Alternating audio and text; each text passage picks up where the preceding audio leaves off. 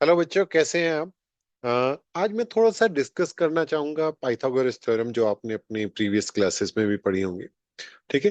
थोड़ा सा इसको हाईलाइट करूंगा क्योंकि हमारा जो नेक्स्ट टॉपिक है जिसमें हमें इर्रेशनल नंबर्स को एक लाइन पे ड्रॉ करना है, तो कैसे ड्रॉ करेंगे। जैसे आपने रूट टू को एक लाइन पे ड्रॉ करना है तो कैसे ड्रॉ करेंगे। तो उसके लिए पाइथागोरस थ्योरम की थोड़ी बहुत नॉलेज आपको होनी चाहिए। ठीक है। तो आपको पता है, जो पाइथागोरस थ्योरम है वो एक राइट एंगल ट्रायंगल पे चलती है। राइट एंगल ट्रायंगल क्या होती है? ऐसी ट्रायंगल जिसमें एक जो एंगल है वो 90 डिग्री का होता है। ठीक है। ये 90 डिग्री का एंगल है। इसमें अगर मैं इस एंगल को थीटा मान लूं, ठीक है, जो थीटा के अपोजिट होगा वो परपेंडिकुलर होगा, और जिसके साथ ये थीटा एंगल बन रहा है वो आपका बेस होगा, और ये हाइपोटेन्यूज होगा। ठीक है। तो ये तीन साइड्स होती हैं ट्रायंगल, मतलब थ्री साइड्स होगी।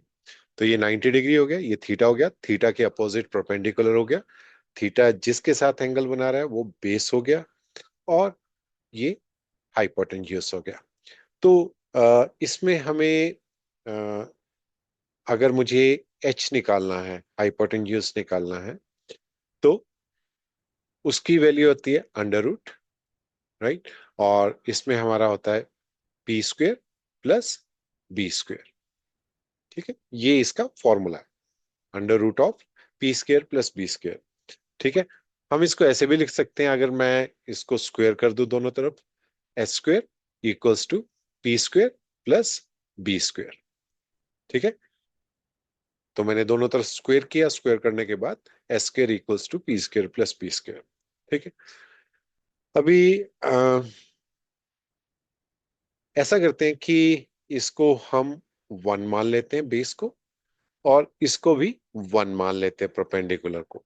तो ये साइड है आपकी 1 यूनिट की, और ये भी 1 यूनिट। यूनिट का मतलब कुछ भी हो सकता है, मीटर होता है, सेंटीमीटर होता है। ठीक है।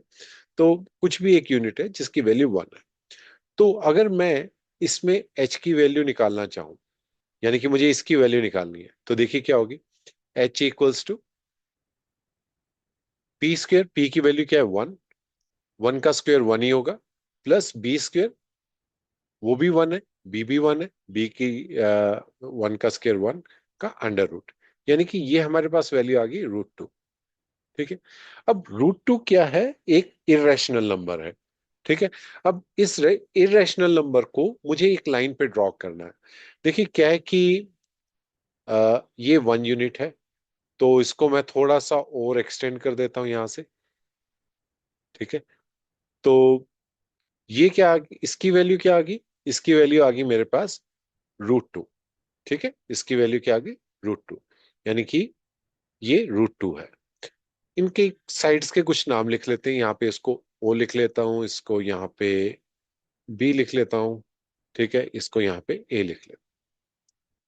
तो अब अगर आपने, ये रूट टू है, तो अब आप क्या करेंगे? कंपास लेंगे और ओरिजिन लेंगे ओ को। ठीक है। यहाँ पे ओ को ओरिजिन लेके आप यहां से ये रेडियस लेंगे। तो अगर मुझे रूट टू को ड्रॉ करना है लाइन पे, टू ड्रॉ ऑन इसको ओ ए ओ बी, और यहाँ पे मैं डी लिख लेता हूँ, ऑन ओ डी लाइन। ठीक है। ये क्या है? एक्स एक्सिस है। तो मुझे क्या करना पड़ेगा? टेक ओ एज ओरिजिन, ओ को ओरिजिन लो। ठीक है। और रेडियस लो आप ओ ए। रेडियस ओ ए क्यों लिया? क्योंकि अ, जो ओ ए है इसकी वैल्यू रूट टू है।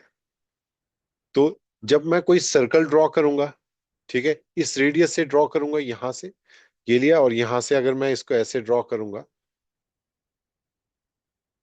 मान लिया ये सर्कुलर में आएगा, थोड़ा सा ठीक नहीं आ रहा। ठीक है। अ, इसको दोबारा करते हैं ड्रॉ। यहाँ पे आपने ओरिजिन रखा, ओ ए आपने रेडियस लिया, और आपने कुछ इस तरह से कंपास से, थोड़ा ये सही नहीं आ रहा, मेरी ड्राइंग थोड़ी ठीक नहीं है और मेरे पास कंपास नहीं है अभी, तो ये यहाँ कहीं ड्रॉ हुआ ओ डी पे, और ओ डी ई पे, कहीं पे आप ई भी मान सकते हो। तो अब ये जो था √2, ये क्या था? रेडियस। ठीक है। और ये क्या है? ये भी एक रेडियस है। देखिए ओ, क्योंकि सर्कल, देखिए जब आप कोई सर्कल बनाते हैं, ये सर्कल बनाया मैंने, ठीक है, ये एक मैंने सर्कल बनाया, ठीक है, ये सर्कल, इसको ऐसे बना लिया। इस सर्कल में मेरे पास ये एक डायमीटर हो गया सर्कल का, ठीक है। और अगर मैंने ये सर्कल ओरिजिन ओ से बनाया है, अगर ये मेरा ओरिजिन ओ है, अगर मैंने यहां से बनाया है, तो ये साइड और ये भी इसको टच कर रही है, पूरा इसको थोड़ा सा, ठीक है। तो ओ ए, ओ बी, ओ सी, ओ डी, इन सब की वैल्यू सेम होगी। ओ ए, ओ बी, ओ सी, ओ डी, क्योंकि ये रेडियस है। तो अब मैं यहां से ड्रॉ कर रहा हूं, तो ये एक रेडियस हो गया, तो ये भी एक रेडियस होगा। ठीक है, यहाँ पे मैं इसको जब ड्रॉ कर रहा हूं, तो ये भी एक रेडियस हो गया, क्योंकि देखो ये सर्कल ऐसे बनेगा कहीं ऐसे घूम के। ठीक है। तो मैंने क्या किया, अगर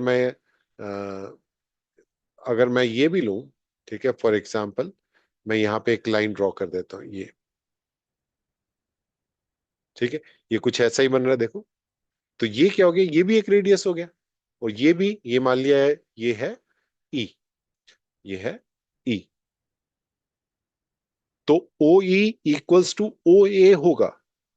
तो ओ ए इक्वल्स टू ओ, यहाँ पे अगर मैं इसको ई मान लेता हूँ या डी मान लेता हूँ, कुछ भी मान लेता हूँ, ठीक है, वो तो एक अल्फाबेट से जस्ट रिप्रेजेंट कर रहे हैं, ठीक है, पर है तो वो रेडियस ही। तो ओ ए इक्वल्स टू ओ ई होगा। तो इसका मतलब ये जो पॉइंट है, यहां से लेके यहां तक, ठीक है, ये आपका हो गया √2। तो O E equals to √2 on line system.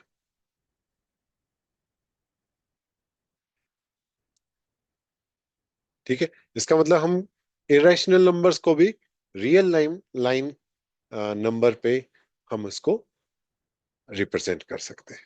ठीक है, आई होप आपको ये समझ आया होगा। नेक्स्ट लेक्चर में देखेंगे कि √3 को हम कैसे रिप्रेजेंट करेंगे। ठीक है, √3 को कैसे रिप्रेजेंट करेंगे।